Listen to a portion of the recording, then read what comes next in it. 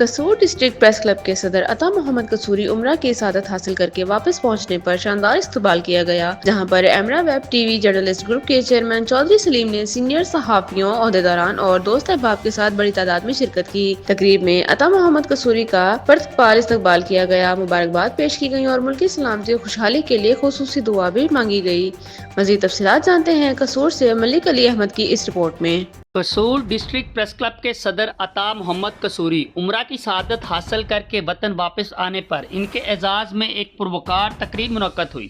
تقریب کا آغاز تلاوت قرآن پاک سے کیا گیا، جبکہ نعت رسول مقبول پیش کرنے کے بعد باقاعدہ پروگرام شروع ہوا۔ تقریب میں سینئر صحافیوں، ایمرا web TV journalist group کے عہدیداران، دوست احباب کی بڑی تعداد میں شرکت۔ اس موقع پر عطا محمد قصوری کا پر استقبال کیا گیا، ان پر پھولوں کی پتیاں نچھاور کی گئیں۔ عمرہ کی سعادت حاصل کرنے پر دلی مبارکباد پیش کی گئی۔ شرکا کی توازے اللہ کے گھر سے لائی گئی کھجوروں سے کی گئی، جبکہ آب زمزم بھی پلایا گیا۔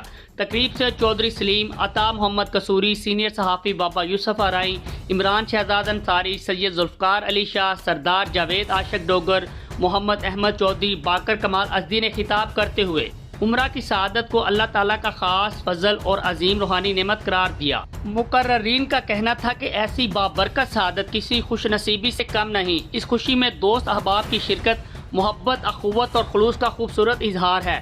تقریب کے اختتام پر دعائے خیر کی گئی، جس میں ملکی سلامتی، ترقی، خوشحالی، امت مسلمہ کے اتحاد کے لیے خصوصی دعا کی گئی۔ یہ روحانی، پرخلوص اور محبت بری تقریب اپنے اختتام کو پہنچی۔